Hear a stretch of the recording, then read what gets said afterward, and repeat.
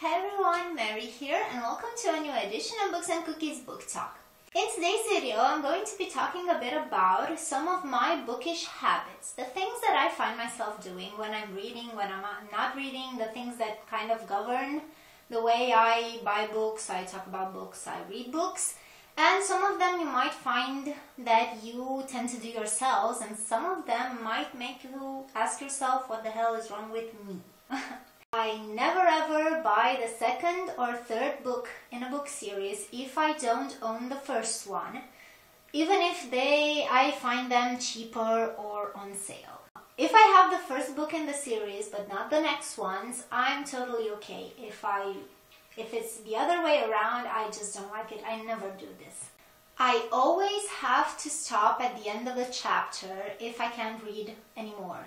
I cannot stop in the middle of a sentence, in the middle of a paragraph, or in the middle of a page. I just have to stop at the end of the chapter. Otherwise, it just claws at me, you know? I often buy the first book in several series, and because I reason with the fact that if I buy the whole series and then end up not liking it, it's awful. I just wasted a lot of money. But then I buy all these first books in the series and I find myself liking all the series, like all of them. And then I realize I have no money to buy the next books in the series, and that's a really crappy problem. I think I have about 7 or 8 series that I have started and not finished, and for each of these series I own the first book but not the next ones. It's a problem. Another bookish habit of mine is taking off the dust jackets for hardbacks. I love hardbacks and I love the dust jackets. They all have such beautiful artwork, and I always think about what if something happens? What if I accidentally tear it apart? What if I drop something on the book? If I drop it on the inside cover, it's okay because you have the dust jacket to go over it and you hide it, so it doesn't show. But if I spill something directly on the dust jacket, that's a huge deal for me. And this leads to something else, and that is I never ever eat while I am reading. I hate it. I am such a klutz. I am a danger to everyone around me and myself. Having something in my hands while reading, or something next to me, or having even a drink, I get anxious when I'm drinking while I'm reading. Anything, because I always have the fear that it will fall on my book. Something like this actually happened to me once. I don't really remember what I had in my bag, but it was some sort of sauce-ish thing, and it spilled. And in the bag was my copy of A Dance with Dragons by George Martin, and I was so upset. Now the pages are stained, the edges of the pages, and it's just so awful. I often find myself playing with the bookmark while I'm reading. I either run it through my hair or put it in my mouth or just play with it absent-mindedly. It's something that I've noticed I do quite a lot. I have the 50-page rule. If I pick up a book that I'm not sure about, that I've heard mixed reviews of, I usually tend to give it the first 50 pages. If by the 50th page mark I am not drawn to the story or to the characters, or I don't find something that can keep me with that book, I just put it down and no hard feelings. If the book is slightly larger, I tend to give it about 100 pages.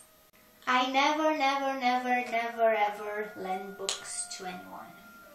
I have heard horror stories from a lot of people that have lent books and have gotten them back either ripped apart or just in a very shabby condition, or they didn't get it back at all. So I do not want that to happen.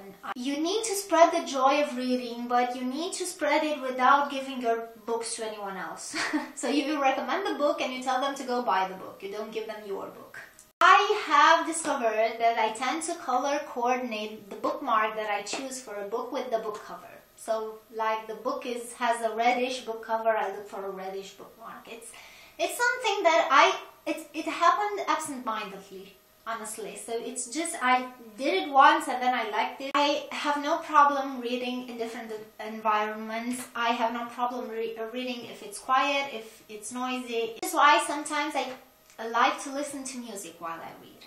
And I prefer instrumental music, but don't think classical. Think music that is typically used for movie trailers. So like epic, emotional, huge impact music. And I have been doing this for about a year and I absolutely love it, because you can't really learn this music like you learn the lyrics and the melody for a 4 or 5 minute song. I usually listen to mixes that are about an hour, 2 hours, even 5 hours long, and it's very difficult to learn the melody. And you just have it on the background, but then you end up reading a passage from the book and the music just fits perfectly. This has happened to me several times and it's amazing.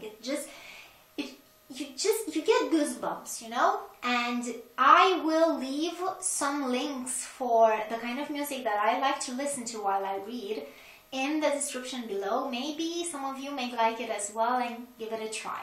This is something that is bothering me. When I'm on vacation, I tend to not read a lot. I have no idea why. I cannot explain it. I just had a week and a couple of days of vacation and I read like 1 book, maybe 2. I have no idea why. I just have no motivation to read while I'm on vacation. I can't explain it. I've tried. It's annoying and it's frustrating, but I just can't. I don't dog-ear my books. I don't underline them or highlight them. If I do plan on doing something, on marking something while I read a book, I tend to use sticky notes. You know, those tiny, I don't have them with me right now, but they're tiny, they're longish, and they're in neon colors, so the books look so colorful. But I only usually do this kind of marking when I'm rereading a book. I never do it when I read it the first time.